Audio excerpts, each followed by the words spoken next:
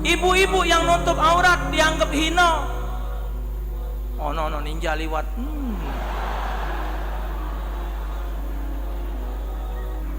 Dalam kitab Sulamut Taufik mencaci suatu perbuatan yang menjadi syariat, maka orang itu jadi murtad. Jangan basing benci. Biarlah dia nak pakai cadar, yo mato be jingok. Mereka tak dia. Nganggu gitu tidak. Kenapa? Itulah wanita yang terhormat. Sudah tuh kalau pakai cadar modalnya dikit. Tidak perlu bergais. Tak kejinguan juga. Berarti anda yang punya istri pakai cadar harus bersyukur, pengeluaran dikit. Benar tak? Daripada punya bini mati cantian, awak jahat. Buat apa coba bini nak diambok-ambok ke dengan uang? Buat apa? Bangga punya bini cantik, hati-hati. Kata Rasulullah, jikalau seorang laki-laki, seorang suami senang tengok istrinya berais dengan cantik, dengan bagus, dengan tujuan supaya dia dapat pujian, punya bini cantik, maka suami itu Allah siapkan satu kursi di dalam neraka. Bukannya lemak saudara punya bini cantik itu, jadi beban. Bini kita berais, wong lain menikmatinya, wong lain melok ngawasi. Berjalan dengan kita di pasar, kita terhina, dianggapnya sopir.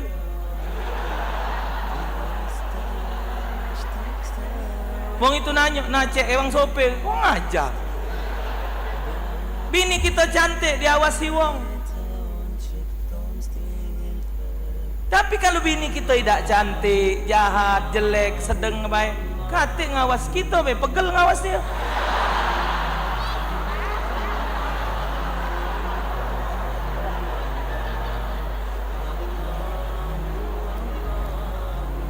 Ibu-ibu ini yang cantik-cantik ya, cantiknya kamu, montok, bagus itu untuk suami anda. Hah? Istri cantik perlu karena supaya suami mantap di rumah. Punya istri pintar penting supaya mendidik anak. Punya istri rajin perlu penting karena mereka untuk ngurus. Yang paling penting 3 ekor ni akal di rumah. 3-3-nya akal. Itu paling penting.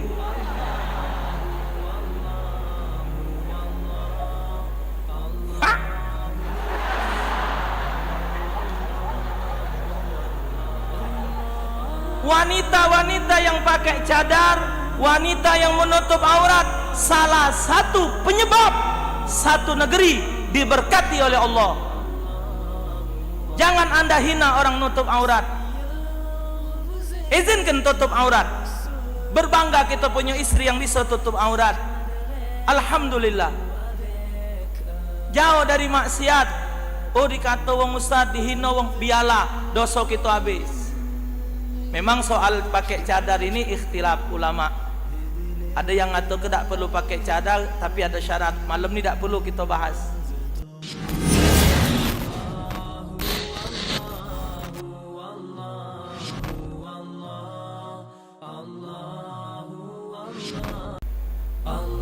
Azan dilarang, kakek azan dilarang, ngecei, ujung-ujung alatnya dibuang, ketiga kakek masjid tutup. Uang azan suara kuat, lagi masjid sepi. Speaker kuat, lagi sepi. Tekawak itu azan lagi ngamuk. Hayya 'alas shalah. Iya.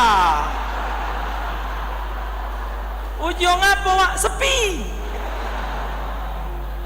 Yang azan tua, asyhadu alla ilaha illallah. Ujung kata orang lain apa wak, tinggal tiang dengan aku masjid kata wong.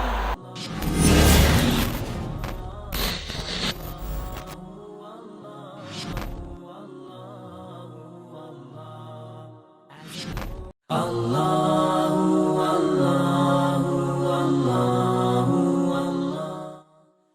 Itulah kita sedihkan, kita sayangkan ya. Tapi tanggung jawab ini di akhirat. Yang memfatwakan kemarin itu vaksin jelas-jelas dari babi. Dikatakan darurat, wallah tak darurat itu. Sudah kejadiannya setiap kampung ada budak meninggal. Harus diselamatkan, itu baru darurat. Ini cuma pencegahan yang bakal siapa tahu kaget terjadi. Inilah, ini semua produk Yahudi. Masuk otak-otak orang muslim. Berapa ribu umat Islam kemarin? Bayi-bayinya disontek dengan vaksin babi. Anak kita juga tubuhnya divaksin babi. Na'udzubillah min dzalik. Tanggung jawab mereka tuh. MUI itu tanggung jawab di hadapan Allah nanti. Ya, ditakut-takuti, kaget anak kamu macam sekarang nih. Sudah lewat 2 bulan yang lalu itu kejadian sontek. Apa ada kejadian? Yang tidak disontek dapat musibah, ada kate. Bahkan yang disontek dapat musibah kemarin ada. Kejeng-kejeng bahkan sampai mati lagi ada. Haram, jelas haram kata ceritanya. Darurat, kata istilah darurat itu. Tidak terbayangkan, wallah, na'udzubillah min dzalik, di tubuh anak kita ada babi.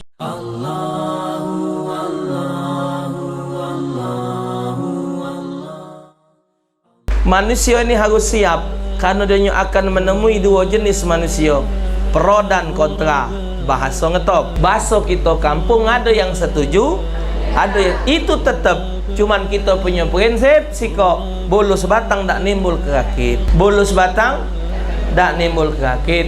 Kalau baik uang banyak dari jahatnya jangan dianggap jahat, dianggap khilaf. Tapi jahat uang lebih banyak dari baiknya jangan dikatoi satu saat jahat dia pacak pindah dengan kita. Kata Imam Al-Ghazali, jikalau kalian menemukan orang yang berbuat kejahatan, melakukan satu kesalahan, jangan kalian caci maki mereka, tapi kalian doakan supaya mereka mendapatkan hidayat.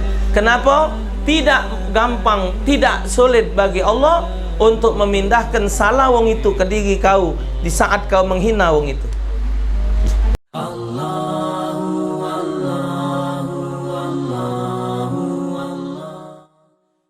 Allah Subhanahu wa ta'ala yang maha adil, Allah Subhanahu wa ta'ala yang maha kuasa. Sampai saat ini, bahkan mungkin sampai hari kiamat, masih disalahkan oleh makhluknya. Buktinya tak usah jauh-jauh kita dewek, giliran ada masalah duduk ngelamun, ya Allah ya Tuhan ku kopi, ngapu kau jadi kaku mak ini. Salah gawe Tuhan tu. Ya Allah ngapulah jadi mak ini. Ya Allah alak tego. Mulai rotuan panjang. Ya wahai Tuhan, kapanlah hamba mau ngecap lemak juga. Dari gadis lah ditinggal ke abangan mang, abah ninggal ke, ibu ninggal ke. Ini ya Allah lah laki pulak mati. Belum lama ya Allah lah anak pulak mati. Halang kenemen ya Allah kau uji hamba mau, oh singo panjang rotuan ni.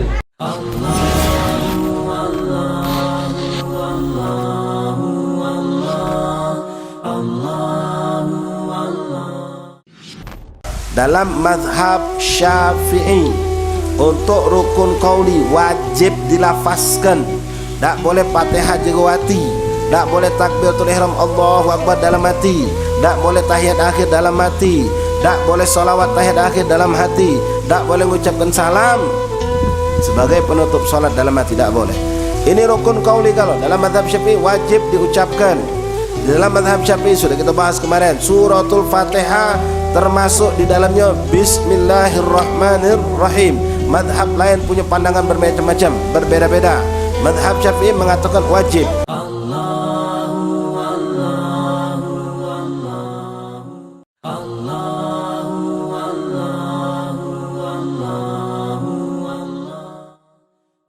Cuman kaget ditanya, kau punya suara bagus, ngapa kau gunakan untuk nyanyi?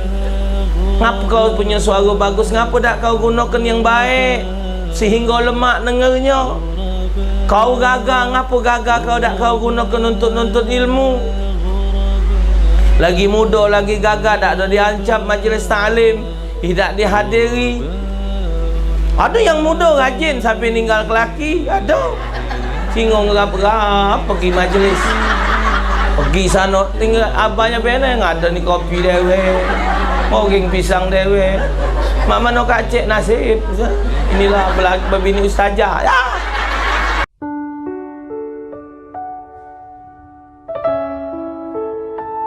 Yang membatalkan wudu adalah iltiqa basyarati rajul wa imra'atin, ketika bertemunya, bersentuhan dua kulit makhluk Allah, laki-laki dan perempuan yang bukan muhrim, yang sudah dewasa dalam makna sudah baligh atau belum baligh salah seorang, tapi sudah paham makna syahwat. Sudah ngerti, oh ini belagak, ini cantik, yang macam budak kecil kelas 4 SD bergocor. Apa kau bergocor? Yo, aku dipasang sama si Wati, aku mana galak. Kalau sama Susi aku galak. Apa? Wati dah belagak, Susi belagak. Nah, budak ini walaupun belum balik sudah ngerti syahwat namanya. Ya, betina seperti itu juga. Betina macam itu juga. Kalau dia ngerti syahwat, itu berarti sudah batal wuduknya.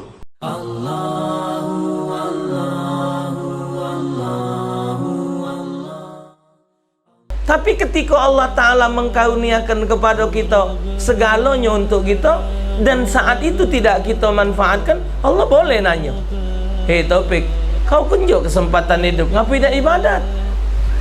Suara kau bagus, ngapa tak kau gunakan ngaji? Suara kau bagus, ngapa tak kau gunakan baca solawat? Sebab yang namanya berbacaan ini, Bu, memang tidak dituntut nak bagus, nak tak bagus. Yang dituntut itu macanya benar. Cuman yang suara tak bagus sih pedih dengarnya, itu baik. Ini kadang-kadang mana suara lah tak bagus, nafsu. Model mak aku ni nak. Suara lah jahat, ngebek, pemik pula. Mata kapu, ini mau kuping sini, mana mulut. Nafsu, tapi di mata Allah tetap dinilai.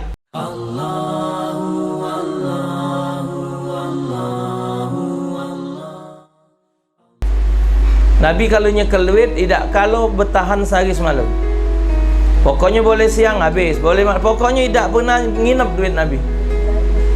Kenapa? Karena Rasulullah memandang yang dimiliki itu bermanfaat jikalau dimanfaatkan. Pernah nak sampaikan di majelis, sekali hari Rasul sallallahu alaihi wasallam beliau mendapatkan nikmat sehingga Nabi nyembelih kambing siko.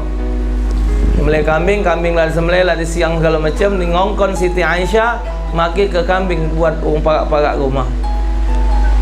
Lah kelar Rasulullah nanya Siti Aisyah, "Ya Aisyah, lah kau bagi ke kalau daging?" "Sudah ya Rasulullah." "Alhamdulillah aja Nabi." Di Siti Aisyah, "Masih semangkok ni Rasulullah, kita ninggal ke buat kita." Senyum Nabi jawab, "Yang punya kita tu ya Aisyah, yang dibagi ke tu nah. Itu punya kita. Yang tidak dibagi ini bukan punya kita."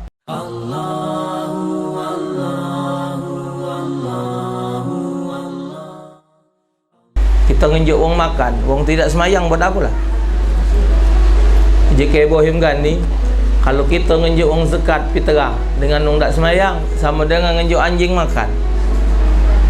Bukannya tidak sah, bukan tidak sah, kurang afdal. Kalau kita ngenjuk wong tidak ibadat, bukan tak ada boleh, kurang bagus. Tapi ngenjuk dia siapa? Allah nanggung rezeki dia. Tapi kita kalau nak ngolongi wong, carilah orang-orang yang ibadat. Cuma yang wong yang tak ibadat ni ngoceh. Ngenjuk wong memilih. Tang-tang kita sara tak dinjuk wong. Kadang-kadang kalimat mentang-mentang kita sara tak dinjuk selalu diangkat. Tapi dia tidak tahu padahal wong bukan nyingok kerana dia saranya, tapi dia nyolah sara ibadat lah tak pula.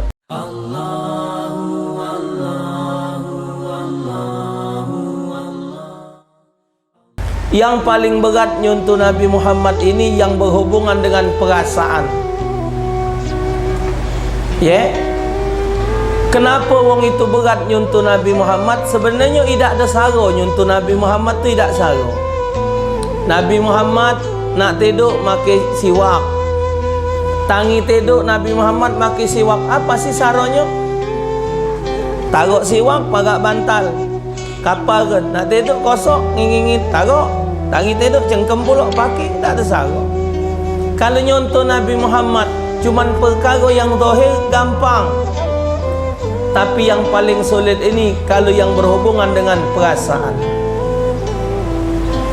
Yang berhubungan dengan perasaan ini tidak semua kita bisa mencontoh Nabi Muhammad.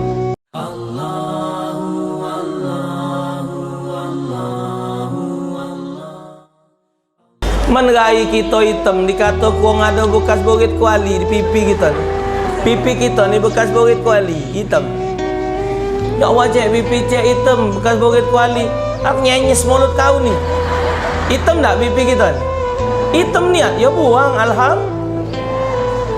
Alhamdulillah ada orang mereka tahu pacak bersih pipi ni. Wong yang ngomongi kita, wong yang ngatoi kita, kadang-kadang itulah obat kita.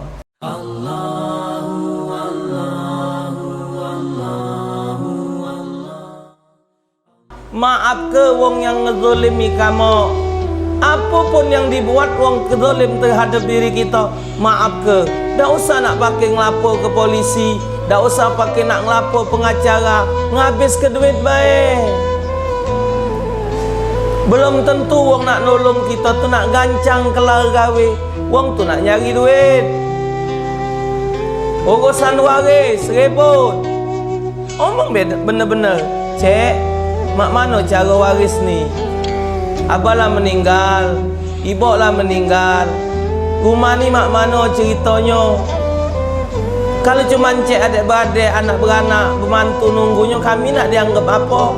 Kami ni tiap tahun mayang siwa rumah tu. Oh, panjang. Akhirnya beraduan polisi. Dulu kejahatan, duit tumpes.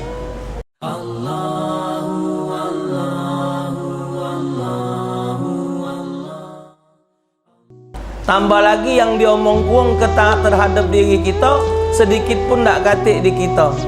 Kalaupun ada, nian abu, nian.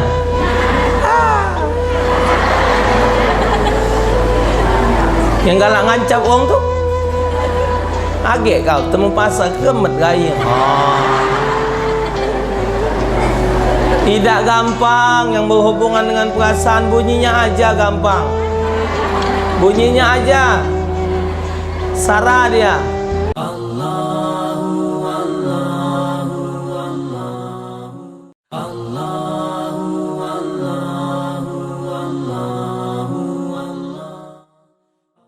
Allah Islam paling indah dalam masalah toleransi. Bahkan dalam berperang sekalipun, Rasulullah SAW ketika berperang, ketika Rasulullah mendapatkan ada musuh kelompok wong kafir yang mendolimi Islam, menyerang Islam, maka Nabi membalas serangan itu dengan serangan.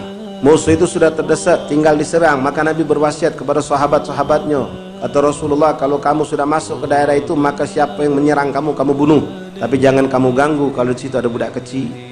Jangan kamu bunuh dan kamu ganggu perempuan-perempuan mereka. Jangan kamu rusak rumah-rumah milik mereka. Jangan kamu tebang, kamu bakar kebun-kebun milik mereka. Sampai Nabi mengatakan, dan kalau kamu mendapatkan mereka beradu di tempat-tempat ibadah mereka, melakukan ibadah, jangan kamu ganggu, kata Nabi. Nabi bilang aja ke toleransi dari zaman dulu. Cuma sekarang wong yang sombong-sombong ngaku dia paling toleransi, ngaku ke kita ini intoleransi.